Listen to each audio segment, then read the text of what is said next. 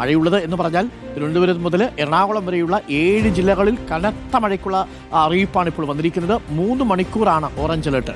10 മണിവരെ നല്ല കനത്ത മഴയ്ക്കുള്ള സാധ്യതയുണ്ടാവും. തിരുവനന്തപുരത്തുകാർ ശ്രദ്ധിക്കുക, കൊല്ലത്തുകാർ, പത്തനംതിട്ട, ആലപ്പുഴ, കോട്ടയം, ഇടുക്കി, എറണാകുളം എന്നീ ജില്ലകളിലാണ് ഇപ്പോൾ മഴ മുന്നറിയിപ്പുള്ളത്. ഓറഞ്ചായി മാറിയിട്ടുണ്ട്. നിറം മാറി അന്തരീക്ഷത്തിന്റെ. 10 മണിവരെയാണ് ഓറഞ്ച് അലേർട്ട്. കനത്ത മഴയിലും വെള്ളക്കെട്ടിലും വലയുന്നുണ്ട് തലസ്ഥാനം. മണക്കാട് അട്ടക്കുളങ്ങര റോഡിൽ വെള്ളക്കെട്ട് രൂക്ഷമാണ്. സ്വന്തന സജു ഉണ്ട്. സ്വന്തന, അടുത്ത 3 മണിക്കൂറിൽ വീണ്ടും മഴ കനക്കും എന്നാണ് അറിയാൻ കഴിയുന്നത്. 10 മണിവരെ കനത്ത മഴ പ്രതീക്ഷിക്കണം. മഞ്ഞ മാറി ഓറഞ്ചായി അല്ലേ? എന്താണ് അട്ടക്കുളങ്ങരയിലൊക്കെ ഒരു പാവം ചേട്ടൻ്റെ വണ്ടിയൊക്കെ ഇങ്ങനെ ബ്ലോക്കായി നിൽക്കുന്നുണ്ട്. ഒരു ഓട്ടോ ഡ്രൈവർ വഴിയിലിങ്ങനെ വണ്ടി ബ്ലോക്കായി നിൽക്കുന്നൊരു സാഹചര്യവുമുണ്ട്. പല ദൃശ്യങ്ങളും പ്രേക്ഷകർക്ക് കാണാം. നഗരത്തിൽ പലയിടത്തും വെള്ളക്കെട്ടാണല്ലോ. ഒരു ഇടവേളയ്ക്ക് ശേഷമാണ് ഇത്രയും വ്യാപകമായ വെള്ളക്കെട്ട് തലസ്ഥാനത്ത് കാണുന്നത് അല്ലേ സ്വന്തന?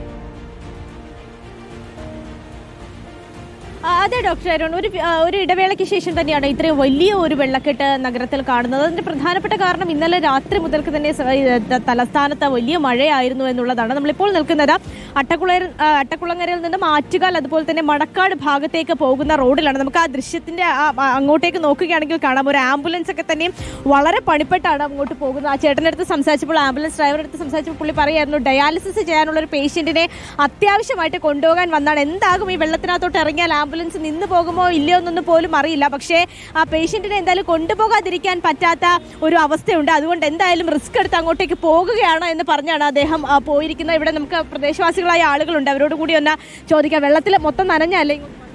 അതെ, അങ്ങോട്ടൊക്കെ വീട്ടിലോട്ടൊക്കെ വെള്ളം കയറും? വീട്ടിലോട്ട് വെള്ളം കയറാൻ അടുത്ത മഴയിൽ കയറും.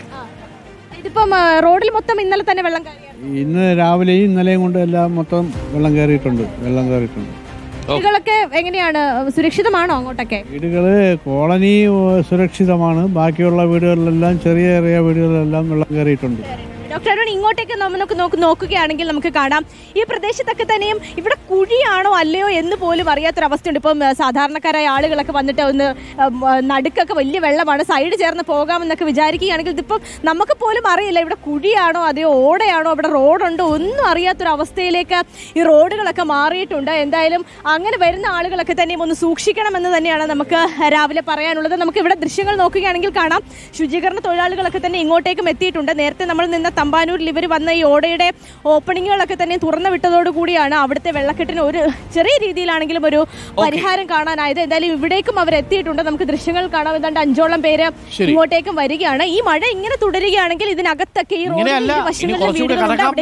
അറിയുന്നത് സാന്ത്വന, അടുത്ത 3 മണിക്കൂറിൽ യെല്ലോ മാറി ഓറഞ്ച് ആയിട്ടുണ്ട്. തിരുവനന്തപുരത്തുകാർ ശ്രദ്ധിക്കുക, എറണാകുളം വരെ 7 ജില്ലകളിൽ അടുത്ത 3 മണിക്കൂറിൽ ഓറഞ്ച് അലർട്ടാണ് ഇപ്പോൾ കാലാവസ്ഥാ നിരീക്ഷണ കേന്ദ്രം പറഞ്ഞിരിക്കുന്നത്. മഴ കനക്കാനുള്ള സാധ്യതയുണ്ട്. പക്ഷേ അവധി തിരുവനന്തപുരത്തിന് മാത്രമേ ഉള്ളൂ. ഒരു പ്രേക്ഷകൻ ചോദിക്കുന്നു, അംഗൻവാടിക്ക് അവധിയില്ലേ എന്ന് ചോദിക്കുന്നു. പ്രൊഫഷണൽ കോളേജുകൾ അടക്കമുള്ള എല്ലാ വിദ്യാഭ്യാസ സ്ഥാപനങ്ങൾക്കും അവധിയാണ്.